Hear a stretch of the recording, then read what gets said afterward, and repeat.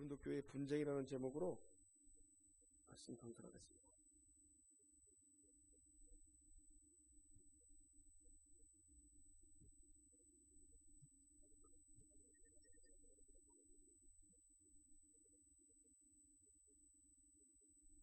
오늘 첫 절에 보면 형제들아 내가 우리 주 예수 그리스도의 이름으로 너희를 권하노니 다 같은 말을 하고 너희 가운데 분쟁이 없이 같은 마음과 같은 뜻으로 온전히 합하라.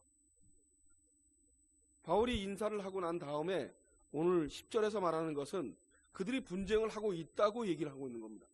분쟁이 없으면 이런 말을 하지 않겠죠. 그들의 분쟁은 한 마음과 같은 마음과 같은 뜻으로 온전히 합하라고 얘기를 합니다. 그것은 예수 그리스도 안으로 예수 그리스도 외에는 아무 관심을 갖지 말라는 거죠. 이들이 가졌던 파벌 싸움이 바울에게 나는 바울에게, 나는 아볼로에게, 나는 게바에게, 나는 그리스도에게 속한 자라고 하는 그것이 얼마나 헛된 것인지를 얘기를 하고 있는 겁니다. 뭐 저희들도 신학을 공부하지만 개혁주의니 아니면 무슨 뭐 자유주의니 막 싸움을 합니다. 분명히 싸움을 해야 되죠. 그렇지만 그 가운데에서 예수가 빠지고 나면 다 필요가 없는 겁니다. 예수를 믿지 않으면 다 허당인 겁니다.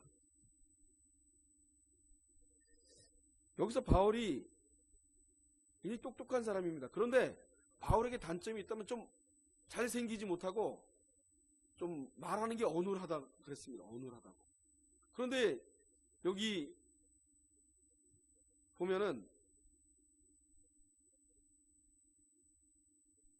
아볼로파라고 얘기하는 이 아볼로는 굉장히 똑똑한 사람입니다. 그 당시에 그 알렉산드리아의 유대인 출신입니다. 그래서 이 사람은 그 알렉산드리아가 학문의 중심지입니다. 굉장히 똑똑한 사람입니다. 근데 이 사람이 가졌던 학문이 엄청난 학문입니다. 세상의 지식과 하나님에 대한 지식을 갖고 있었는데 이가 갖고 있었던 게 뭐냐면 세례 요한만에 대해서만 자세히 알고 있었습니다. 그리고 이에게는 설득력이 굉장히 강했습니다. 공부를 잘했기 때문에 설득력이 바울보다는 훨씬 더 말 언변이 좋았습니다. 그러니까 그 아볼로파가 생겼던 겁니다. 바울이 가서 복음을 증거했던 그 복음이 무시당하기 시작했던 겁니다. 바울이 우리 인사말 첫 끝에서 사도된 바울을 얘기를 하지 않습니까? 그리고 그 바울이 전했던 복음이라고 얘기하지 않습니까? 그리고 오늘도 보면 바울은 자기가 정확한 복음을 증거했다고 얘기를 하고 있는 겁니다. 그런데 그 상간에 같은 교회 안에 아볼로파가 생기고 베드로파가 생기고 그래서 그들이 나름대로의 신앙관을 가지고 그들을 따라가는 사람들이 생겼던 겁니다. 거긴 예수를 전혀 의지하지도 않고 자기들의 주장만 가지고 갔던 사람들이죠. 결국 복음을 자연스럽게 흐트러 놓을 수밖에 없었던 거죠. 여러분 교회는 예수님을 모르면 다 소용없습니다. 저와 여러분이 이 자리에 모여서 예배를 드리는 것이 예수가 누군지에 대해서 관심이 없는 지경으로 끌려가면 그건 예배가 될 수가 없습니다. 우리는 예수님을 통하지 않고는 절단코 천국에 들어갈 수 없습니다. 예수님이 우리의 주인 되지 않으면 내 인생에 내가 주인 되면 나는 내 성을 쌓다가 죽는 겁니다. 예수님이 내 인생의 목표요, 내 인생의 중심이 되지 않으면 내가 살고 있는 이게 엄청나게 이상해져 버립니다. 여러분 개돼지보다 더 못한 삶을 사는 겁니다. 개한테 영혼이 있습니까? 돼지한테 영혼이 있습니까? 예수님을 의지하지 않고는 그 영혼은 있을 수가 없는 겁니다. 인간은 그냥 한낱 껍데기만 남아 있습니다. 우리가 가정 예배를 드릴 때 어느 날 주일날 여기 경찰서 가기 전에 좌측으로 그게 국민생활관인가요? 거기서 생체 죽은 사람을 보는 그런 게 왔습니다. 그래서 우리 그때는 몇도 안 됐습니다. 우리 각사님 부부하고 김 집사하고 그렇게밖에 없었나? 그래서 우리 8명인가 거기를 갔습니다. 주일날 예배를 끝내고 거기를 갔습니다. 갔는데 죽은 사람을 이렇게 시체를 놓고 가한 이런 거 뭐 여러 가지 이렇게 사람의 내부와 이런 거 그런 거를 이렇게 벌려놓고 이렇게 봤습니다, 우리가. 그러면 그 육신 덩어리는 거기 영혼이 들어가 있지 않는 육신 덩어리는 개돼지하고 똑같습니다. 똑같습니다. 우리가 걸어다니고 말을 하고 있으니까 내가 지금 뭐 여자들이 이쁘게 하고 막 꾸미고 난리지지 않습니까? 욱 합니다. 욱. 그걸 보고 오고서 겉에다 치장하는 그 모습을 보면 엄청나게 머리가 텅 빈 사람 같습니다. 머리가 텅 비어서 아무것도 없는 사람. 막 자기 치장을 이쁘게 막 해야 되죠. 어느 정도는. 해야 되는데 생활의 반은 자기 몸입니다. 요즘 사람들 텔레비에 나오는 사람들 뭐 합니까? 몸 가꾸기 합니다. 텔레비 유명인들, 연예인들 자기 몸 가꾸냐고 정신이 없습니다. 왜냐하면 그렇게 해야지 뜨거든요. 돈을 많이 벌거든요. 세상은 분명히 그렇게 됩니다. 근데 사도 바울은 그렇지 않았습니다. 사도 바울이 복음을 들고 왔던 사도 바울은 볼품이 별로 없었습니다. 그리고 말도 어눌하게 했습니다. 그러니 그게 복음이 들릴 수밖에 없죠. 아볼로는 훨씬 똑똑하고 훨씬 언변에 있었으니까 설득력도 있고, 우리는 분간을 할 수가 없습니다. 사도 바울의 그 복음을 분간할 수가 없습니다. 사도 바울이 얘기하는 그 복음을 똑똑하고 현명하고 부자고 돈 좀 많은 사람이 해야지만 복음을 받아들일 수밖에 없는 우리의 능력, 그게 우리의 능력입니다. 어느 날 거지 같은 사람이 들어와가지고 복음을 증거하면 우리가 그걸 받아들이겠습니까? 아무도 못 받아들입니다. 예수님이 작정하고 그렇게 많이 했, 그럴 일은 없겠죠. 하지만 우리에게는 좀 더 나은 사람이 해야지 영향력이 있습니다. 그렇지 않습니까? 나보다 모자르면 그 사람을 무시하지 그 사람을 영향력 있게 할 수가 없죠. 고린도 교회가 사도 바울이 복음을 증거한 그 복음을 듣고 그것을 복음으로 들었다 하면 이런 파벌이 생기겠습니까? 파벌이 안 생깁니다. 생길 수가 없는 겁니다. 그렇지 않습니까? 복음이 나한테 왔는데, 여러분, 복음이냐 아니냐가 중요한 거지, 교회가 부흥했냐, 교회가 잘 됐냐, 목사가 똑똑하냐, 목사가 뭐 어떠냐, 그건 중요하지 않습니다. 복음이 내 마음속에 심겨지냐, 복음이 나와 함께하고 있느냐, 복음이 나와 함께 해야지 내가 기쁘고 즐겁죠. 세상이 주는 기쁨은 누려볼 가치가 없습니다. 그거에 비교할 수가 없습니다. 그 복음에 희생을 할 수 있는 마음이 생기게 되어 있습니다. 여러분, 그 복음이 나한테 없는 것에 답답해하고 괴로워하고 그리고 인생을 사셔야 됩니다. 그리고 스트레스를 받으셔야 됩니다. 저와 여러분이 스트레스를 받아야 될 것은 이 땅에서 돈을 벌고 앞으로 내가 어떻게 살아야 되고 내가 노년에 뭘 먹고 살아야 되고 내가 이 걱정을 할 때가 아닙니다. 그거는 우리에게 관심도 없어야 됩니다. 여러분, 그건 관심도 갖지 마십시오. 공중의 새를 봐라. 들에 피는 들국화들을 봐라. 아무것도 하지 않았는데 먹고 살지 않냐. 새가 언제 먹고 살고 걱정합니까? 구약의 만나의 메추리기를 줬던 하나님께서 그날 먹을 것만 싸게 해야지 그 다음날 주일날 안 주니까 미리 먹을 거 다 챙겨갖고 갖다 놓으면 다 썩지 않았습니까? 여러분, 우리가 준비해봤자 다 썩습니다. 내일 데려가면 곳간에 쌓여있는 게 뭔 소용이냐고 하나님이.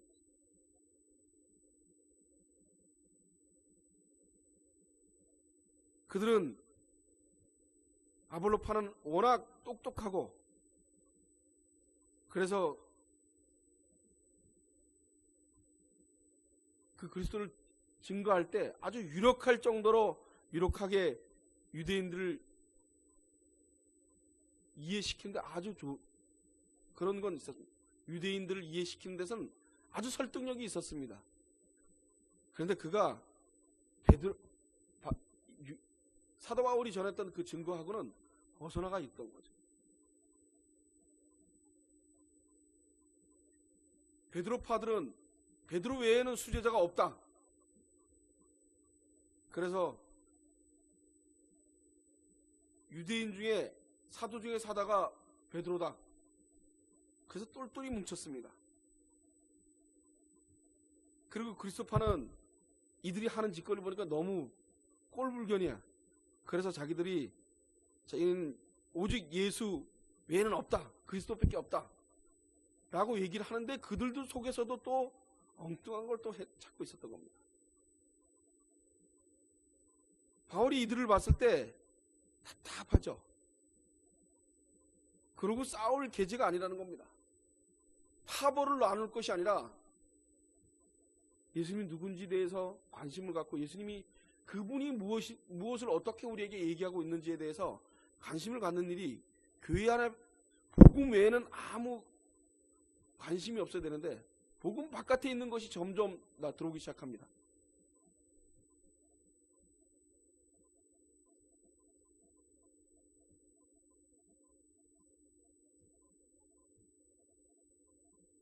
바울은 예수님의 십자가에 못 박힌 사건에 대해서 세례하고 연결시킵니다. 로마서 6장 3절로 5절에 보면 무릇 그리스도 예수와 합하여 세례를 받는 우리는 그의 죽으심과 합하여 세례를 받은 줄을 알지 못하느냐. 그러므로 우리가 그의 죽으심과 합하여 세례를 받음으로 그와 함께 장사되었으니 이는 아버지의 영광으로 말미암아 그리스도를 죽은 자 가운데서 살리심과 같이 우리로 또한 새 생명 가운데서 행하게 하려 함이니라. 만일 우리가 그의 죽으심을 본받아 연합한 자가 되었으면 또한 그의 부활을 본받아 연합한 자가 되리라. 예수 그리스도와 연합된 합해져 있는, 그래서 십자가 안에서 죽는 그것이 세례라고 얘기하고 있습니다. 그럼 세례를 받고 나면 나는 없는 겁니다. 그래서 세례 받고 났는데 나는 살아있어. 그게 저와 여러분입니다. 하나님이 주신 세례를 받았다면 나는 없는 거죠. 파벌을 싸울 힘이 없습니다. 나를 보면 내가 잘났다 못났다, 내가 그래도 목사인데 장로가 함부로 나한테 그럴 계제가 없습니다. 내 죄가 보이는데, 내가 하는 짓거리가 더 엄청난데, 그렇지 않습니까? 교회 안에서 내가 하는 짓거리가, 내가 예수에게 관심 없이 자기들끼리 파벌을 져서 자기들끼리 잘났다고 떠들고 있는, 근데 예수님을 바로 알면 떠들 힘이 없습니다. 왜냐하면 내가 예수님 앞에서 행해지는 내 모습이 엄청나기 때문입니다. 왜냐하면 예수님을 알고 나면 죄밖에 안 보입니다. 그런데 그 죄밖에 안 보이는 우리를 예수님이 사랑하셨습니다. 그리고 오늘 저와 여러분을 이 자리에 불러 모아서 예배를 드리게 하십니다. 우리는 예수님 바깥에 있어야 될 인간들입니다. 예수님 안에 있어야 될 인간들이 되지 않습니다. 그런데 예수님은 긍휼한 마음으로 우리를 위해서 십자가에 돌아가셨습니다.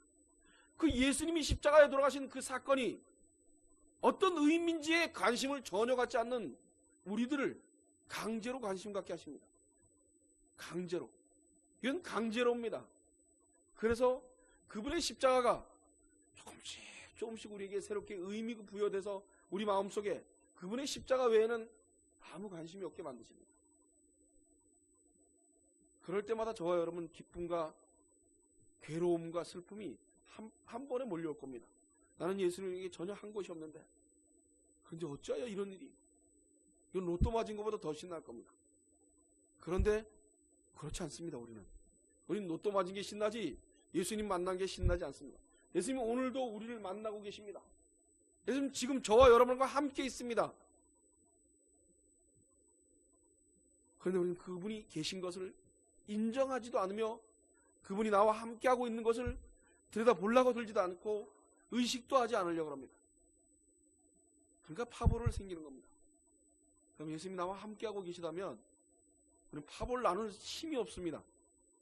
예수님 죄송해요. 그러고 사는 것 외에는 아무 일 없습니다.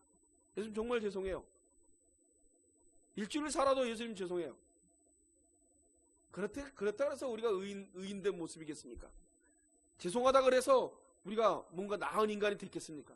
그렇지 않습니다. 그렇게 깨닫게 하시는 성령께서 그것을 그나마 그런 희미하게 우리에게 피부로 감각을 느껴주시게 하는 그분 때문에 예수님이 살아계심을 조금씩 알 수가 있습니다. 그들은 서로 자랑했습니다.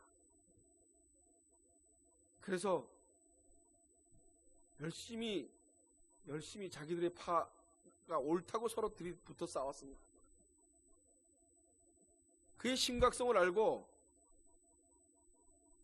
그것을 알고 사도 바울이 그러면 안 된다고 얘기하는 것이 오늘 본문입니다. 17절에 그리스도께서 나를 보내심은 세례를 주게 하려 하심이 아니요 오직 복음을 전케 하려 하심이라.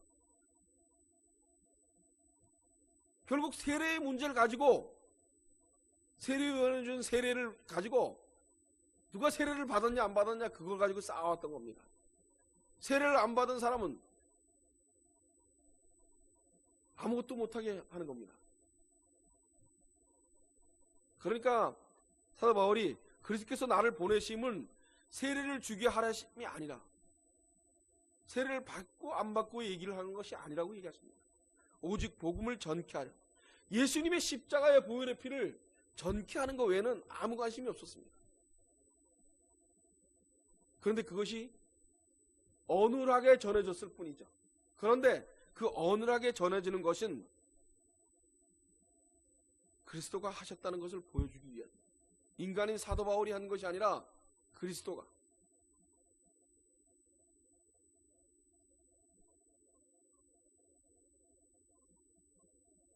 여기 보면 14절에 그리스도 보호와 가이오 외에는 너희 중에 아무에게도 내가 세례를 주지 아니한 것을 감사하노니 이는 아무도 나의 이름으로 세례를 받았다 말하지 못하게 하려 함이라.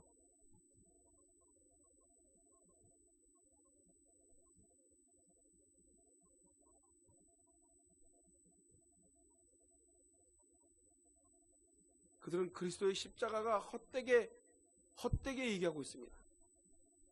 그러니까 사도 바울이 그리스도의 십자가가 헛되지 않게 하려 함이라고 말합니다. 그리고 오직 복음을 전하게 하려 하심이니 말의 지혜로 하지 아니함은 그리스도의 십자가가 헛되지 않게 하기 위해서 말의 지혜로 하지 않았다는 겁니다. 그대로 했다는 것입니다. 언어로 하지만 그대로. 여러분, 복음은 그대로 그대로 들어야 되는 거예요. 성경에 있는 말씀 그대로 들어야 되는 거지, 그것을 내가 이해하고 내가 소화해서 내가 상상해서 믿으려고 드니까 문제가 생기는 겁니다. 전적으로 타락한 인간이 뭘 상상해서 뭘 예대로 나온 거야. 제가 아무리 상상하고 내가 아무리 해도 제가 전할 수 있는 것은 한계가 있습니다. 제가 여러분들에게 복음을 증거하는데 하나님 전체를 확실하게 전해줄 수 있겠습니까? 그러나 성령께서 그렇게 하지 않아도 성령께서 저와 여러분을 만지실 거라는 믿음이 있기 때문입니다. 그분이 직접 일하시기 때문에 저같이 어눌한 사람도 목사를 하고 있는 겁니다. 저처럼 확실하지 못한 인간이 목회를 하고 있는 겁니다. 그럼 도구입니다. 도구지 더 이상도 더 이하도 아닙니다. 그리고 내가 하는 목회가 훌륭한 목회라고 떠들고 다니는 그런 미련 곰탱이 같은 짓들을 엄청나게 합니다. 여러분, 얼마나 창피한 일입니까? 모든 일이 하나님이 하시고 계시고 인간은 도구로 활용되는데 그 도구가 하나님 자리에 앉아서 날 지키고 앉아있으며, 그 많은 사람들이 그리로 끌려갔는데 그들은 그것을 이해할 수 없습니다. 양들은 들리지가 않습니다. 들을 게 아무리, 제가 여의도 순복음교회 가서 복음이 아니라고 소리질러 보십시오. 누군가 와서 돌팔매질을 하든지 아니면은 각계목으로 저를 두들겨 패서 죽이겠지. 복음은 인간이 들을 수 있는 영역이 아닙니다. 성령께서 듣게 해서 들리는 겁니다. 감사하시기 바랍니다. 여러분, 들리면 기적입니다. 엄청난 기적입니다. 복음이 들려서 복음 앞에 무릎을 꿇는다는 것, 예수님의 보혈의 피가 나를 살리신 은혜라는 것을 안다는 것은, 이것은 기적입니다. 기적 중에 기적입니다. 신비의 세계입니다. 신비의 세계. 복음은 안 들립니다. 그럼 길거리 나가서 복음을 아무리 얘기해 보십시오. 지나가는 사람이 미쳤다 그러지. 그 복음이 인간이 말로 했다고 해서 복음이겠습니까? 인간이 예수 믿으십시오. 그러니까 그게 복음인 것 같습니까? 그렇지 않습니다. 복음은 직접 복음이신 예수 그리스도가 성령을 통해서 증거하시고 말하십니다. 인간을 통해서 말할 뿐이지 인간이 영향력이 있어서 그 복음이 증거되지 않습니다. 복음은 인간의 영향력을 전혀 받지 않습니다. 인간이 똑똑하고 인간이 잘났고 인간이 공부를 많이 했고 그래서 너무 많은 것을 알아. 그게 도로 복음을 방해할 수 있습니다. 여러분, 예수 그리스도가 우리의 주인 되시고 그분으로 온전히 구속당하는 것이 얼마나 큰 복인지 압니까? 구속이라 그러면 답답하죠? 제가 유로하고 방 안에 앉아있는데 너무 답답합니다. 그래도 6인실이나 5인실은 크지 않습니까? 그죠? 근데 1인실, 뭐 조그만 병원에 1인실 해봤자 얼마나 크겠습니까? 침대 하나 놓고 사람 의자 앉고, 복도, 화장실 있으니까 복도 같은 거 하나 있고, 그게 전부입니다. 얼마나 답답한죠? 창문을 열었다 닫았다, 바깥에 창문을 춥든지 말든지. 공기가 금방 없어집니다. 둘이 앉아서 세우고 쐬면 공기가 금방 없습니다. 그 공기가 얼마나 있겠습니까? 인간은 그 구속된 것을 저 힘들어서 못합니다. 그런데 예수님이 주시는 구속은 참 자유입니다. 참 자유. 여러분 그것을 궁금해 하시지 않겠습니까? 참 자유가 어떤 건지 느껴보지 않겠습니까? 성령께 기도하시고 살려달라고 애원하시기 바랍니다. 여러분들을 지금도 만나주고 계신 그분을 인지하도록 최선을 다합니다. 인지가 안 돼도 풀무불 앞에 섰던 다니엘이 그리하지 아니하실지라도 풀무불에서 건져줄 것을 믿는다. 나는 그 풀무불에서 나를 건져줄 걸 믿는다. 내가 믿는 하나님이 풀무불에서 건져줄 줄 믿는다. 그러고 난 다음에 그 풀무불에서 건져주지 아니하실지라도 절대로 당신에게 굴복할 수 없다고 얘기합니다. 우리의 믿음의 선조들은 죽음 앞에서 두려워하지 않았습니다. 근데 그것이 우리가 할 수 있는 일이 아니라는 겁니다. 우리가 그렇게 다니엘이 믿음이 너무 좋아서 그 앞에 풀무불 앞에서 겁이 없이 그렇게 할 그게 아니고 하나님의 은혜로 그렇게 할 수 있었습니다. 여러분 그 은혜가 우리에게 임해질 것입니다. 여러분 두려워하지 마시고 그 임해가 이미 이루어져 있습니다. 예수 그리스도를 통해서 저와 여러분과 관계없이 이루어져 있습니다. 그리고 저와 여러분을 만지시고 이끌어 가실 것입니다. 그렇게 믿으시기 바랍니다. 그분이 나를 만져주시고 나는 불안하고 나는 아무리 봐도 예수님 앞에 설 수 없는 인간이고 나는 성경하고는 전혀 맞지 않게 삶을 살아도 예수님께서 우리를 이끌어 가실 거라는 확신을 갖는 것이 그것이 믿음입니다. 주는 그리스도의 살아계신 하나님이 그게 믿음입니다. 베드로가 나중에 거꾸로 죽고 아니면 3번의 부인을 했지만 베드로의 신앙 고백이 헛된 것이 아닙니다. 그것이 믿음입니다. 그러니까 거꾸로 매달아서 죽었지 않습니까? 결국 그는 하나님 앞으로 갔지 않습니까? 그죠? 우리가 하는 짓은 베드로처럼 3번 부인하는 일을 계속할 겁니다. 그러나 결국에는 예수님이 손을 잡아주실 것입니다. 그 예수님이 손을 잡아줄 거라는 확신 때문에 세상을 놓아야 되는 것입니다. 세상에 있는 것이 어렵게 하더라도 그것을 개의치 않고 예수님 앞에 내어놓고 도망자처럼 피신해야 됩니다. 어려운 일이 생기면 열심히 일만 하는 겁니다. 돈이 되는지 안 되는지는 관계없고 먹고 사는 앞으로 내가 70이 돼서 뭘 먹고 살까? 여러분 중에 최고 희망이 없는 사람이 접니다. 안 그래요? 전 기술이 있으니까요. 목사들이 최고 희망이 없습니다. 이대로 죽는다 그러면 앞으로 65세 되면 정년퇴직하고 나가면 저를 빼놓고 일할 사람이 하나도 없습니다. 일거리가 없어서 일을 못합니다. 전 그래도 지금부터 계속 일을 하니까 그때도 뭘 고치고 있겠죠. 그죠? 네? 그래서 연명을 할지 모르겠어요. 풀칠을. 그렇지 않습니다. 하나님 절대로 굶기지 않을 겁니다. 여러분 이 땅 것이 여러분들을 쥐짜도 하나님 그 이 땅 것을 이게 굴하지 않게 하실 겁니다.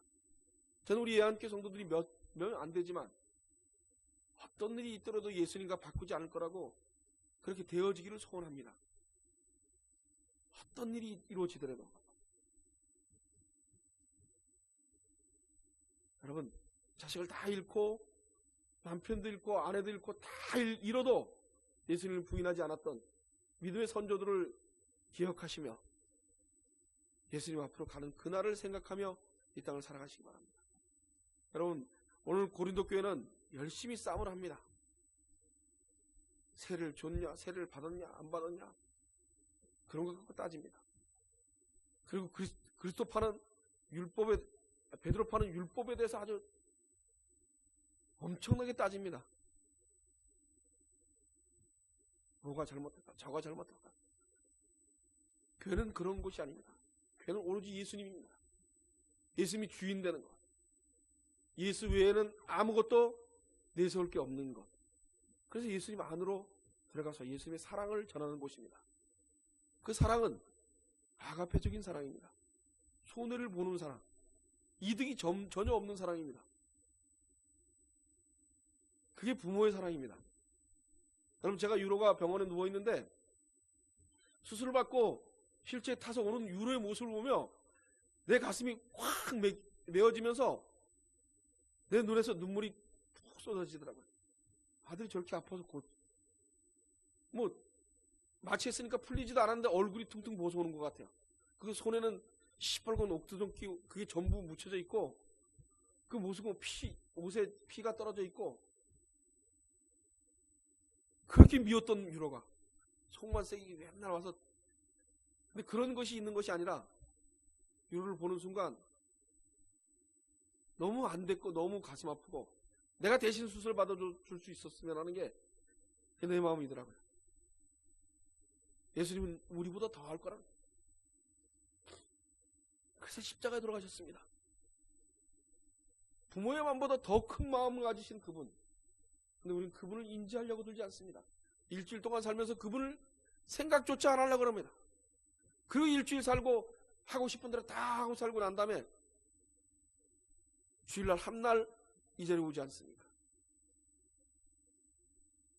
우리는 회개하는 일이 우리가 해야 될 일입니다. 우리는 날마다 돌이키는 일을 하는 겁니다. 돌이키는 일. 우리는 엉뚱한 일을 가다가 다시 돌이키고 엉뚱한 걸 다 돌이키고 그 돌이키는 일을 성령께서 우리에게 인지해 달라고 기도하셔야 됩니다. 일주일 내내 성령께서 우리를 인도해 달라고 기도하셔야 됩니다. 매일매일 내가 오늘 예수님하고 관계없이 살았던 나의 모습을 저녁 때만 되면 다시 시편 기자들처럼 약한 사단이 우리를 예수님을 기억 못하게 하고 있습니다. 여러분, 사단이 여러분들 마음을 기억 못하게 하고 있습니다. 그런데 우리는 그걸 사단으로 느끼지 않고 나라고 생각합니다. 그게 전부 내 거. 그래서 내가 인지하고 내가 인식하고 내가 사단이 예수님이 다가오는 것을 막고 있습니다. 우리를 잘 조련시키고 있습니다. 그런데 우리는 그들하고 아무 관계없는 것처럼 삽니다. 그리고 나는 선한 사람이라고 생각합니다. 그렇지 않습니다. 우리 사단의 괴수 중에 괴수라고 사도 바울이 얘기하지 않습니까? 죄인 중에 죄인이요 괴수 중에 괴수. 그걸 인지하고 사셔야 됩니다. 저와 여러분 죄인 중에 죄인이요 괴수 중에 괴수이기 때문에 우리가 인식하고 사고하는 것이 예수님 앞으로 몰려가는 것이 얼마나 어려운지를 인식하셔야 됩니다. 그래서 매일매일 나의 죄를 통감하고 죄가 보여지는 것을 기뻐하시며 그리고 예수님께 회개하는 겁니다. 죄가 안 보이는 게 문제입니다. 여러분, 내가 선한 구석이 있다고 생각하는 게 문제입니다. 죄가 보여질 때마다 기뻐하시기 바랍니다. 그리고 그 죄를 예수님 앞에 회개하시기 바랍니다. 죄를 보게 하시는 것도 하나님이 하시는 일입니다. 그리스도의 십자가가 헛되지 않게 하려 합니다. 사도 바울은 그리스도의 십자가가 헛되게 되지 않기를 바란다고 얘기하는 겁니다. 그리스도께서 나를 보내심은 세례를 주게 하려 하심이 아니요 오직 복음을 전케 하려 하심이니 말에 지혜로 하지 아니함은 그리스도의 십자가가 헛되지 않게 하렵니다. 내가 어눌하게 말하는 이 말은 왜 어눌하게 하는 것은 그리스도의 십자가가 헛되지 않게 하기 위해서. 저 똑똑한 인간을 통해서만이 복음이 증거되는 것이 아니라 나처럼 어눌한 인간을 써서 하나님이 직접 하셨다는 것을 보여주기 위해서. 여러분, 아브라함을 세우신 하나님은 결국 하나님이 하셨다는 것을 보이게 하는 겁니다. 모든 성경의 말씀은 하나님이 직접 하신 걸 보게 하십니다. 인간을 통해서 하나님이 직접 하십니다. 아브라함이 믿음의 조상이 된 것이 아니라 하나님이 아브라함을 믿음의 조상으로 만드셨다. 그 깎아지고 만드는 세월 속에 아브라함이 얼마나 고통을 많이 느끼고 살았겠습니까? 괴로움을 당하고. 그러나 그 깎아지고 결국은 아브라함이 믿음의 조상으로 되는 그것은 여태까지 깎아지고 힘들게 살았던 그것은 개의치 않는 일입니다. 왜 12장로가 하나님 앞에서 자기의 멸관들을 다 집어던지겠습니까? 그동안에 있었던 어떤 많은 살았던 인생보다 하나님이 주신 그 은혜가 얼마나 컸기 때문에, 얼마나 크고 도저히 감당이 안 되기 때문에 우리는 이거 받을 자격이 없다. 하나님 주시는 은혜를 보면 자식은 죽을 때까지 부모를 모릅니다. 부모가 죽고 난 다음에, 자기가 부모가 되고 난 다음에 부모를 이해하기 시작합니다. 여러분, 부모가 살아있으면 부모 이해 안 합니다. 나이 드신 분들은 다 이해할 겁니다. 살아있으면 이해 안 합니다. 죽고 난 다음에, 떠나고 난 다음에 내가 자식을 키우면서 자식에게 당하면서 내 엄마를 생각하고 내 아버지를 생각합니다. 제가 그럽니다. 우리 아버지가 새어머니하고 살면서 우리를 얼마나 힘들게 하는지 봅니다. 그런데 그 아버지가 이해가 되기 시작합니다. 그렇게 미웠던 아버지가, 아버지 그렇게 할 수밖에 없었군요 하고 이해가 됩니다. 왜 살아계셨을 때 내가 그렇게 그분에게 못했는지 하나님께 회개합니다. 그래 돌아가실 때도 눈물 한 방울 안 흘렸습니다. 근데 이제 옵니다. 불효자는 옵니다라는 노래가 있지 않습니까? 이제 옵니다. 여러분, 부모는 한 번도 나에게 잘못해 주신 게 없습니다. 사느라고 죽으라고 살다가 보니까 그렇게 살 수밖에 없어서 그렇게 된 거죠. 환경이 밀려서 어쩔 수 없이 그렇게 된 겁니다. 그런데 자식들은 그걸 이해를 안 하죠. 좋은 집에서 태어나게 하고 돈도 많이 주고, 왜 나를 태어났으면, 요즘 애들 그러지 않습니까? 나를 태어나게 했으면 책임져야 될 거 아니야. 책임지고 이만큼 해야 될 거 아니야. 크면은 그런 소리 못 할 겁니다. 우리처럼 애를 키우기 시작해서 부모가 떠나고 나면 그 소리가 입에서 쑥 들어갈 겁니다. 여러분, 예수님이 우리를 사랑하는 것은 부모가 우리를 사랑하는 것보다, 내가 자식을 사랑하는 것보다 훨씬 크다는 것을 우리 함께 성도들은 알았으면 좋겠습니다. 그 사랑을 인지할 수 있는 능력이 없다는 것이죠. 우리가 너무너무나 큰 사랑이기 때문에 인간으로서는 도저히 감지가 안 되는 사랑입니다. 인간은 도저히 영역 밖의 사랑이기 때문에 그것을 느끼지 못합니다. 그래서 잘났니 못났니 싸웁니다. 우리 애한교 성도들은 내 눈에 들보를 보는데 최선을 다하시길 바랍니다. 그래서 그 들보를 보고 이웃을 사랑하는 마음이 생기시길 바랍니다. 기도하겠습니다.